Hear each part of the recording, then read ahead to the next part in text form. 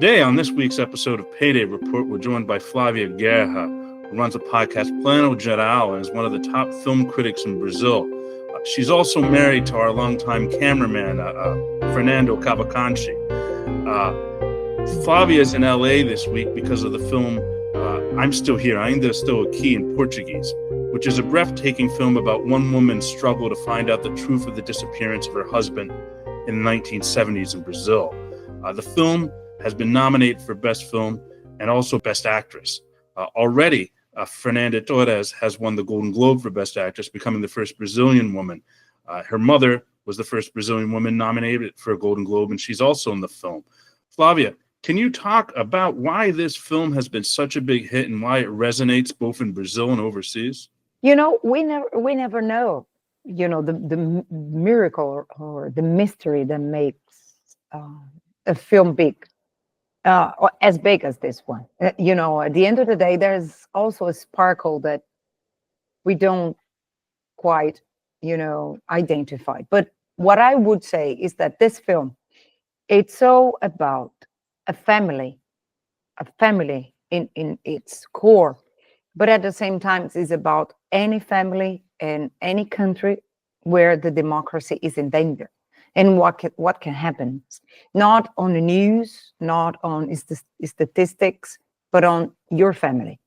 That's why I think people connect so well, because the film is quite personal, intimate. There are a lot of intimacy and feelings, but at the same time, the film really has a dialogue with contemporary history. We are in a time, I think we were kind of naive, especially in Latin America, after the 70s, in the 80s, when the dictatorships were falling and we were opening, for democracy. We believed in a very naive way that we wouldn't have any menace, any threat of totalitarianism or, totalitarian regimes anymore, evermore. And when we faced, the last decade, I think we realized we were naive. We were taking democracy for granted.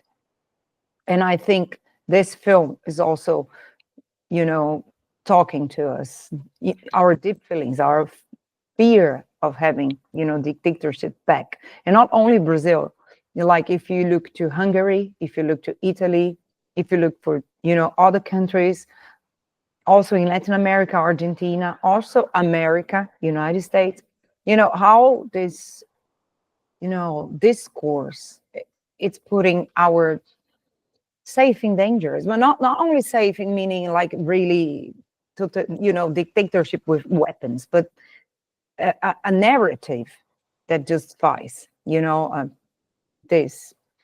A narrative of helplessness in some ways. Yeah, totally. In technology, it's putting ourselves apart instead of putting up together, So we are feeling alone, we are connected, but at the same time, disconnected. So it generates fear, and it's really easier to control people who are afraid of, And do you think this film resonates in part because there is this fear, and Fernanda Torres, who's the lead actress, has talked at length about how this film is so important given the rising fascist tendencies in this country, particularly in our country and the world.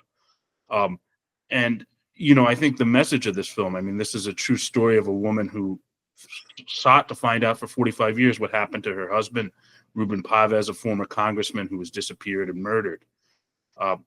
And even though that's a terribly sad story, I think of my grandparents who were blacklisted. They were communists and they suffered under McCarthyism. And that idea that family will carry on the fight, that, do you think that's what resonates? That it's a family film and it's a film of perseverance. Yeah, I totally agree. And it's not about news. It's not about statistics. You know what I mean? Like, it's not big numbers. It's about one family and what, a dictatorship, damages one family. But one family can be any family, can be your family, my family. That's why I think the film is so strong. In terms of narrative, if we analyze the script writing, it's perfect. It's a perfect example. Talk about your family and you can talk about humanity. It's really, really a recipe for success. But the way it tells, and all the story that are being told, like Walter Salles tells the story of one family, to tells the story of Brazilian history, and also you can amplify this to the world. That's why I think the film is so powerful, because it resonates, it amplificates, and at the end of the day, you are watching one woman, defending her kids.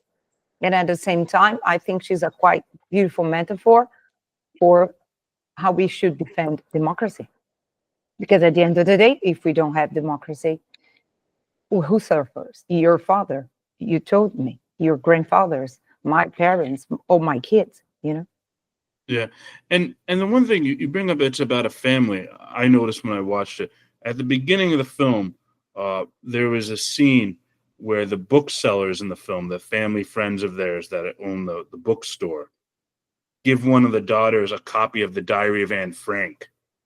And that seemed to really sort of set the stage for the rest of the film, because much like Anne Frank, most of the film takes place in this one house that the family is essentially trapped in, that the family is trying to build a world outside of this terribly scary totalitarian world. And, what do you think of the structure and how they were able to tell this story? I think it's a very clever structure. Yeah, I agree, because it's not a film about guerrilla, like some people here tell in Brazil, some critics observed that they wanted to be a more political film, have the opinions more declared on screen. But I don't agree, because we have other films who are more direct, straightforward, like Marighella. We have also, I don't know the name in English, O Que Isso, Companheiro, which ran for the Oscar as well. Fernanda Torres? Yeah, with Fernanda Torres and Celton Mello as well. It's about, the hijacking of the American ambassador, by the way, during the dictatorship. Like, we have other films, documentaries as well, who talk about this. But, what Walter wanted to do is this family structure. And, the house is also a metaphor for the country that we lost in the dictatorship. Like, I see the house also as Brazil. You have this beautiful country, like Fernanda already told me in an interview. We had a bossa nova, tropicalism, great architecture, great food. Brazil was in a very beautiful bloom, cultural bloom in the 50s and 60s. And then everything was cut off, because of the dictatorship and the censorship. So also, like that house was full of light, culture, books, music, and then everything was shut down. So I think also the house is a metaphor for the country and how we should protect the country, as she was trying to protect the house.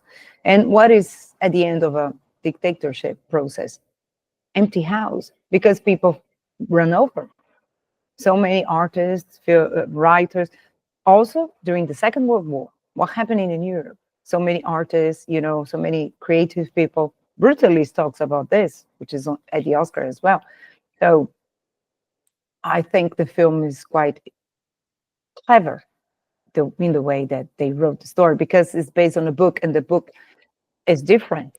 So I think that that's why the film won also the best script in Venice, because it's quite clever.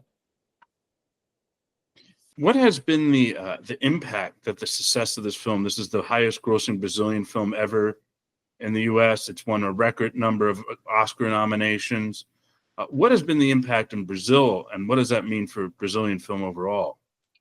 I think we have many dimensions. Like in terms of self-esteem, it's huge. Brazil, and we have this vira-lata complex, isn't it? Straight dog complex. We are always looking down to us. We are very proud in some aspects, like our music, our food. Like what the way we live. But and also the Brazilian culture was declared an enemy in the last years by Bolsonaro, who doesn't understand art, and he's against something that he doesn't understand. And since Dilma, the impeachment of Dilma, art and cultural politics in Brazil, state politics were, not being quite respected. So when we have this kind of film, and I will quote Wagner Moura. I was interviewing him this morning, and he told me something that is really real, that when the enemies of a country are artists, it means the country is not health. It's not healthy. It's not a healthy country. How can you declare artists enemies of the nation? And when we have an artist like Fernanda in cinema representing the country, it's really powerful. It's symbolic, it's powerful, and it talks about our culture, which I think we need to be more proud in Brazil. That's this dimension. The second dimension is in terms of industry. Brazilian audience came back to the cinema to watch themselves in a way that we hadn't get back since pandemic. So people are watching the film, commenting the film, debating, discussing our history is also really powerful. And in terms of, cash, it's also important because we need people to go to the cinemas also here in the United States. So I think it's quite important also internationally if the film is a success, because people want to see people in cinemas, so I think it's also important for Latin American film as well. Like sometimes, cinema owner in Texas, next Argentinian film who, arrives there, Brazilian film, I don't know, Mexican film, will think, oh, Latin American films are doing well. Maybe, I'll buy one, So I think it's also important in this term of, and also in terms of co-production, because we are in the game, we are a serious player. It's like a World Cup. I always use this metaphor. Like, can you imagine if the first World Cup that Brazil is not, qualified? It would be a tragedy. But at the same time, when Brazil, we take for granted, but imagine if we are not. But we know we're going to be, because there's a continuity in investing on soccer, football. Imagine, if we are always investing in culture, and we have Brazil in the World Cup, not Oscar every year, but in Cannes, Berlinale, in the circuit, the films being watched.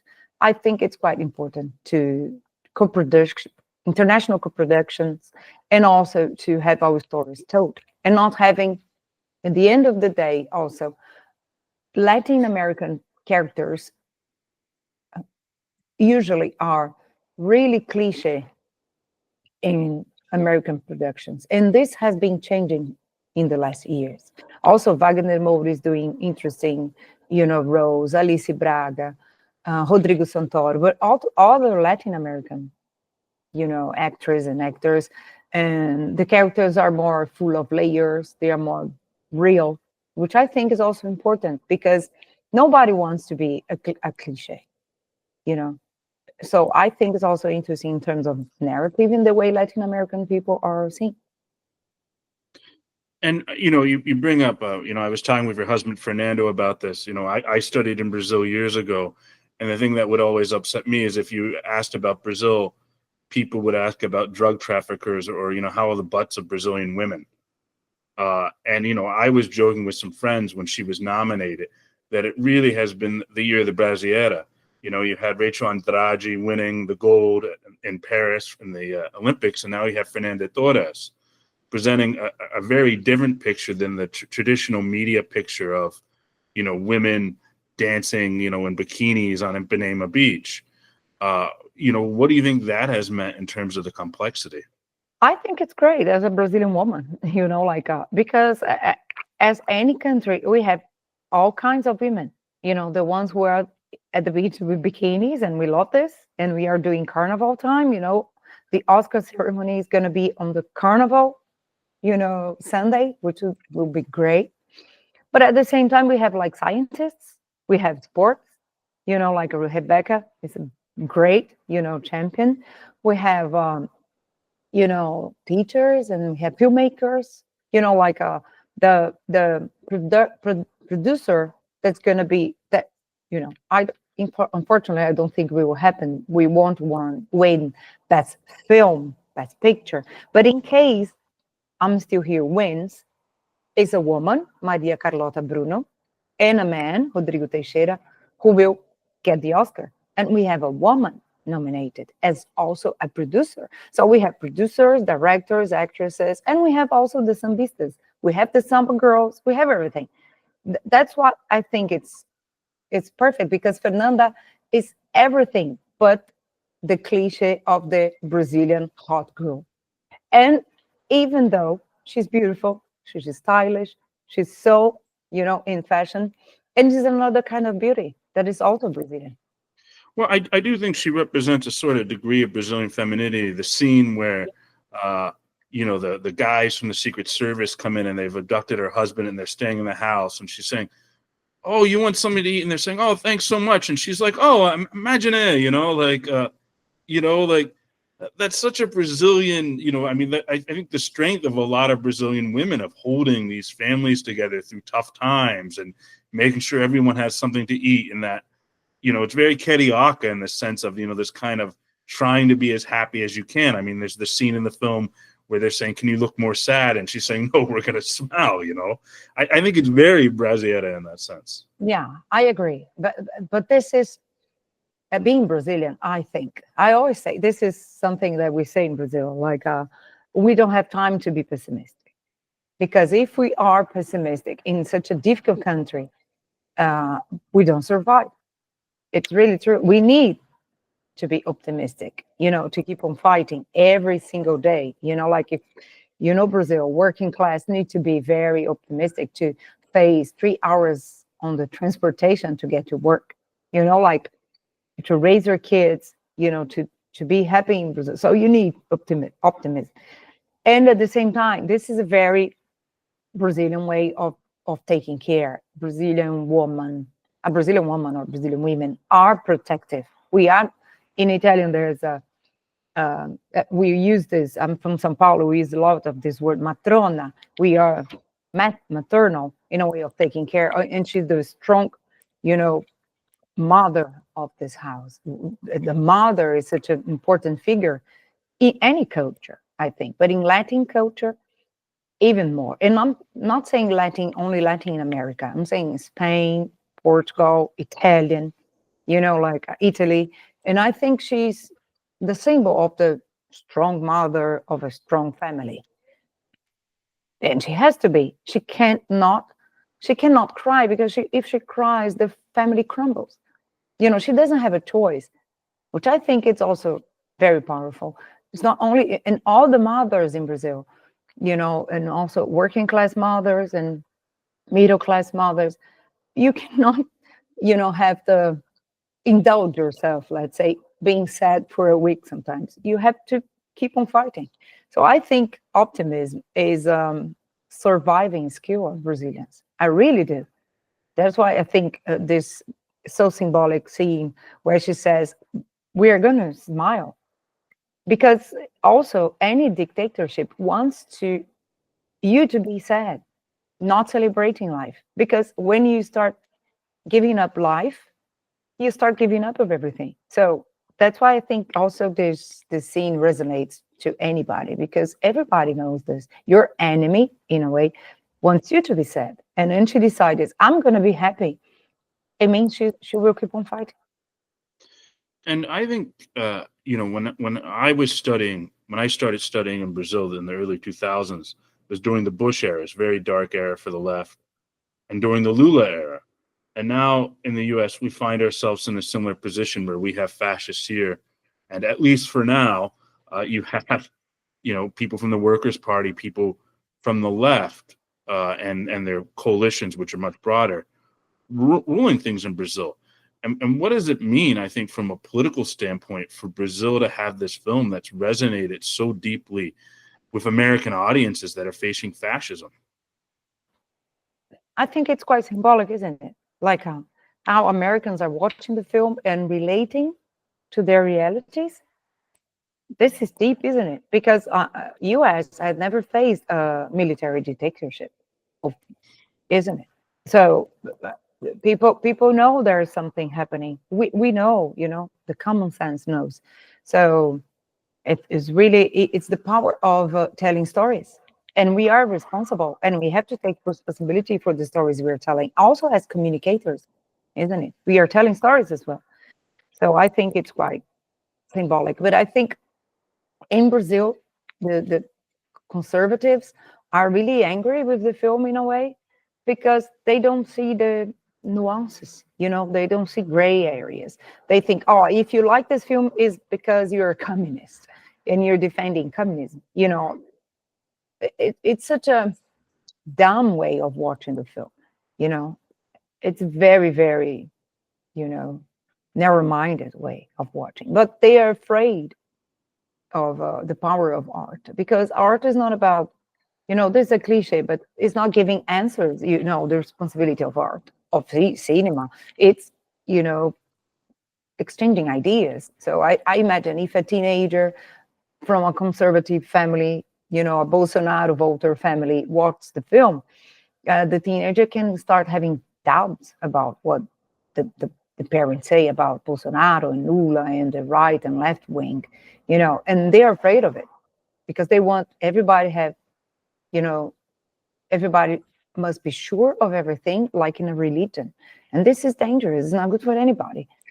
So that's why I think the film is quite powerful, I think, for everybody. What else do you think is important to bring up? What is important? Yeah. Yeah. Yeah. I think we talk mostly about what is important, but I really think this film, being a Brazilian, for us, not only for Brazil, but I think for Latin America, it's a way of, how we say this in English, being legitimate, being a valid player in the cinema, in the world cinema scenario, and like we see Oscar, we love Hollywood films, of course we do, but we always look from outside and we say, oh, this is a US celebration, this is for English speaking people, once in a while there's a different kind of player, like Parasite and Koreans, or sometimes the Italians or the French. But when we see a Latin American film, being nominated for best film, we say, oh, we are in the game. And I think this is really powerful, and not only for Latin Americans, as it was a World Cup. I think it's powerful for everybody because we are in a danger moment where people are afraid of the other. People have everything on a cell phone, can connect to anybody, but at the same time, we are living isolated in a way. So when we open our hearts, American audience, European audience, to watch another family story, a Latin American story, to connect it with it, it's beautiful as well, to be invited to a party where we thought we weren't, not that we weren't not welcome, where we were not important. You know what I mean? And knowing that our stories are important, this is really powerful for everybody. I really agree. I really believe that.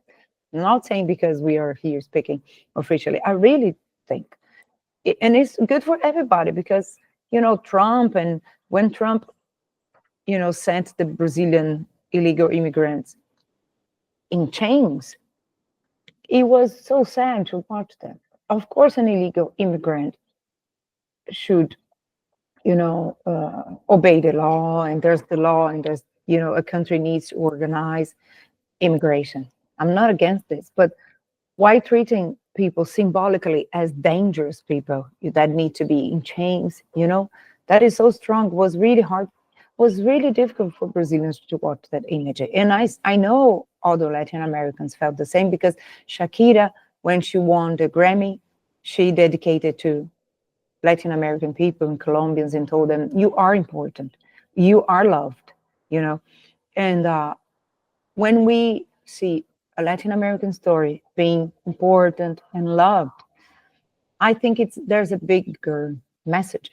And I'm not saying this because of the Oscar. I'm saying this because people in US are watching the film, not because of the Oscar. The Oscar helps the film to be known and watched.